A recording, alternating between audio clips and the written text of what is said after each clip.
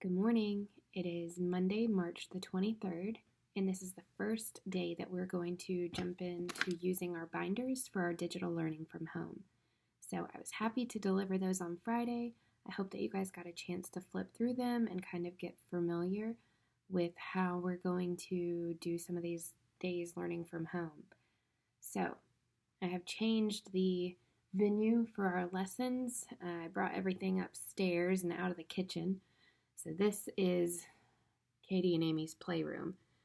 I decided to move up here because I'm going to try and do their digital learning at the table behind me too. And then this way I can get some of my work done here with you guys, and they can also be busy back here. So we will see how it goes, figuring this out every day. So let's jump in. If you look at your March calendar that's included in your notebook, you will see that today for March the 23rd, we're going to start out with a math warm-up. So I'm going to read you the question, and then I'm also going to show you how I wrote it out on a whiteboard, and then you can use that as an example to complete the work at home. So Friday, when I delivered your binder, you also got a calculator and pencils and an eraser. So you can use your journal to practice writing this out, but you can also use your calculator if that is needed when you're working through this math stuff, okay? After the math warm-up, I'm going to read you your career journal for the day. The questions can be a little bit long, but again, I used a whiteboard to kind of simplify the question so that you can answer it on your own. And then finally, we're going to read through some interview skills, the last activity for today, and it deals with professional communication. So it's going to talk about how you can talk to your friends and like through texting or whatever it is you guys do through social media, but it's going to talk about an appropriate way to talk with your friends compared to the way that you should be speaking to others when you're at work. Okay, that kind of summarizes what we're about to do. If, as we're going through these activities, maybe I'm going too fast, you can always pause the video. When I hold up some of these whiteboards, like this is your math warm-up, for example, when we get to this part in the activity, we can pause it, okay? And you can make sure that your work looks just like mine here. So that's the wonderful thing about having these recorded, is that if you don't understand something, you can go back and work on it again, okay? So, and you have to excuse my tissue as I go through some of this, sorry. But we've been outside and my allergies are acting up. So let's see if we can knock some of this out before crazy Katie and Amy wake up and try to invade our learning space. You guys know that as questions come up, you can email me. You can also talk to your parents. They have my contact information, and you can get in touch with me so that I can help you. So I think that you guys will be fine though. You know how to do this stuff. We do it every day, and this is nothing new. All right, so turn in your notebooks to the first math warm-up. It's behind the first tab in your binder, and the warm-up for today is going to look like this. I already kind of wrote in mine. So for March 23rd, our math warm-up goes like this. I'm going to read it aloud. The table below shows the menu items and prices at the local burger shack. So if you look at the chart below, it has 4 different menu items, and it also has the price listed below. And then just below that is where you're going to find the question. So here is what I'm asking you to do today. This is a simple warm-up. It says that Jean pays with a $10 bill. She buys 2 hot dogs and a soda. So it sounds like my breakfast. How much change will she get back? So we know that she is not buying just 1, 2 hot dogs, okay? So the price for one is $2.74. So we know that when we write that out, it's going to be 2.74. But she's also buying a drink to go with it. So that is going to be $2.15. So we write that as 2.15. So here's where I'm going to show you the top part, how I'm getting that total before we make the change.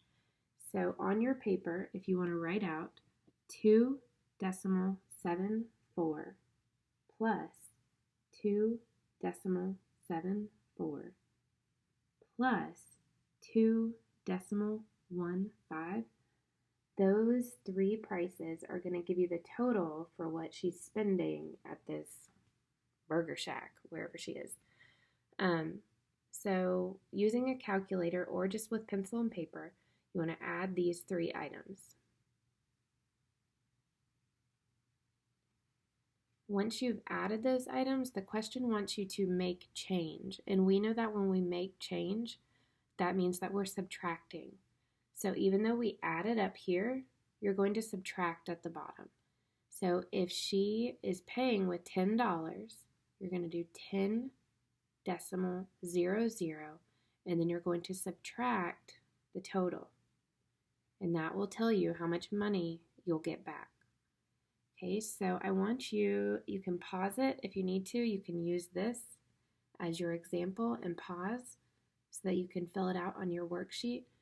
I'm going to scan in the answers to these activities so that we can go over them tomorrow. But for now, if you need to pause, finish your math, and then I'm going to flip to the journal writing and read that activity aloud to you as well.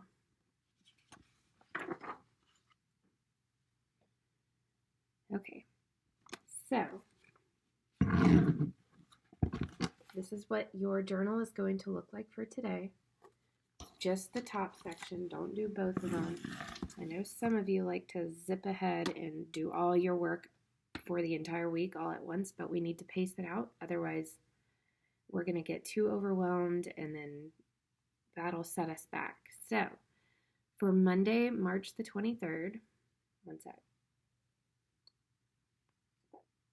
Okay, Monday, March the 23rd.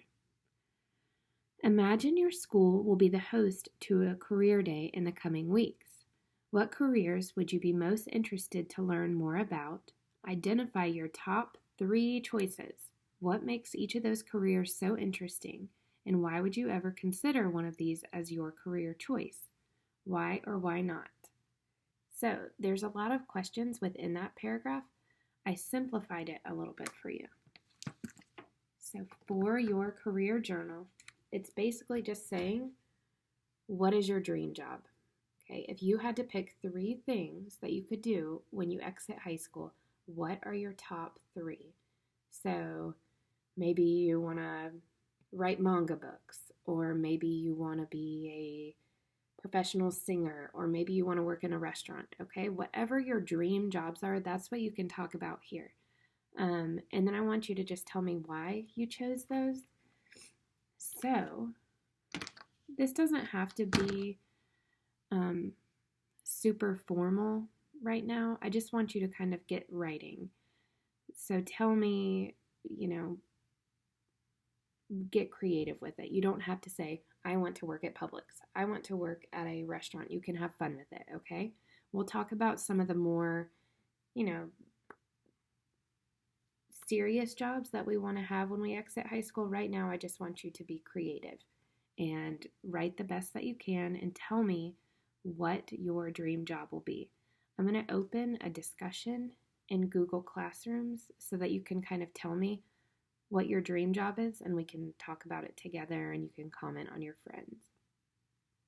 Okay, so now, again, I hope I'm not going too fast, but you can pause and do your journal. And I'm going to flip back to your interview skills section, and that will be the last activity for today. Excuse me. So, once you have finished your math warm-up, your career journal, and you flip to the back to the interview section.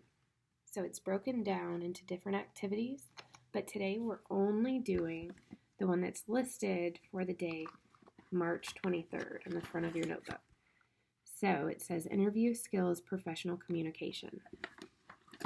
This is something that we do a lot in the classroom. I know that we're all pretty close and we have, we communicate often, we have good relationships with one another. So we know how to appropriately communicate in a social setting in most cases, but this is going to be if you're at your job, okay? So knowing the difference between what you can say to your friends and what you can say to your boss is kind of different. So the bottom of this page says it's page 6, but it's the second page in your interviewing section. Okay, it looks like this. And I'm going to read it aloud to you if you follow along with me. So there's going to be 2 pages of reading and then a section of questions. All right. Interviewing is part of adult life. You interview for jobs. You interview for placement in trade schools, internships, and colleges.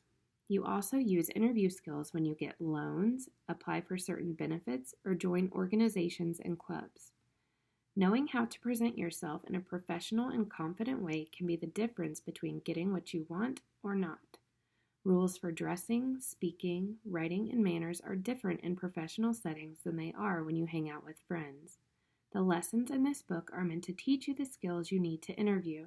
You may not need them all, but the lessons here will give you the information you need to feel confident in an interview setting. But first, a little vocabulary. All right, professional communication.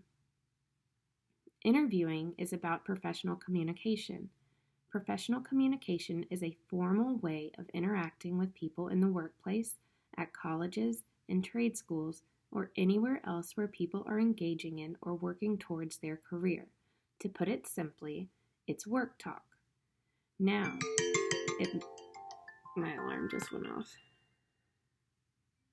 But I got up a little bit earlier than expected today so that we could do this together. All right. Sorry about that. Let me start over. Okay, so interviewing is about professional communication. Professional communication is a formal way of interacting with people in the workplace, at colleges and trade schools, or anywhere else where people are engaging in or working towards their career. To put it simply, it's work talk. Now, it may be perfectly acceptable to text your friend this message. BTW, I'll be late again, LOL. Now, you could never text me that combination of things because it's just a bunch of jumbled letters and numbers to me, but you guys are young and you know how to talk like that. But in the professional setting, that's not appropriate. So, that kind of poor spelling and casual language would be frowned upon in the workplace. The truth is, there's a place for casual language and a place for formal language. You just have to learn the rules. But I can't do that, you say. I don't know how. Most kids don't, but that's part of what you learn as you transition into adulthood, adult skills, and that's what this book is for. So, let's get started and see if we understand some of the first rules about professional communication. So, this is the activity that you're going to complete on your own based off the reading that we just did. It's only 3 questions, and it's all multiple choice. So I'm going to read the questions to you, and then you will answer them in your notebook. You guys can write on all of this, by the way. I think you know that, but this is yours. So write on any page you want. Okay, so question number 1. Professional communication is A, the kind of communication adults use at work. B, formal language for work, college, or trade school. C, language that is appropriate in professional settings. Or D, all of the above. So if you pick D, that means that you think A, B, and C are all good answers. Number 2, why wouldn't you send the text message on page 7 to your boss? So you can flip back to that one that I had a hard time reading. Why would you not send a text like that to your boss? Is it because A, it's casual language reserved for friends? B, it is inappropriate in a work setting? C, it is not respectful to use that kind of casualness in a work setting? Or D, do you think all of those answers are appropriate? And finally, the last question, and then you're wrapped up for today, is question number 3. A better text message to send your boss instead of the one on the last page. A better text message to send to your boss would be A, later dude, B, I'm late, my bad, C, I'm running a little late, I should be there in about 5 minutes, I'm sorry for the inconvenience, or D, none of these would be appropriate. So I think one of those is going to be a much better answer than the others. So for these, just pick what you think is best. And that wraps up our activities for today. I know that was a lot of information in a short amount of time, but remember that you can pause this at any time. So the math warm-up should take you a little bit to work it all out and to check yourself. The journaling, if you need to rewind and see what I discussed about that, go for it. Remember that you can always go back and pause on these screens to see how I broke it down. That is the journal, and then here is your math warm-up. And I'm going to scan in these activities that I did myself so that you can compare your work and check yourself. As I said, I'm also going to open a discussion in Google Classroom so that you can kind of tell each other what your dream job is, and we'll discuss that journal. And that's it, I guess. I'm here for you. You can email me any questions. We got this done before Katie and Amy woke up, so that's a win. And I'm also going to start recording reading The Messenger. So we're on chapter 7. When I start to read chapter 7, I will review what happened in chapters 1 through 6. You can also use the quizzes that are in your notebook to kind of review what we went over in chapters 1 through 6 already. And I guess that's it for today. I miss you guys. I love you guys. I'm proud of the hard work that you're doing at home. Email me anything you need, and I'm going to upload your presentations that you made for your dream vacation, the project you worked on last week. So if you want me to share those on Google Classroom, just send them to me and I will post them. If anything else comes up, just look to the website for more updates and more videos. And I love you all. Work hard, and we'll talk soon.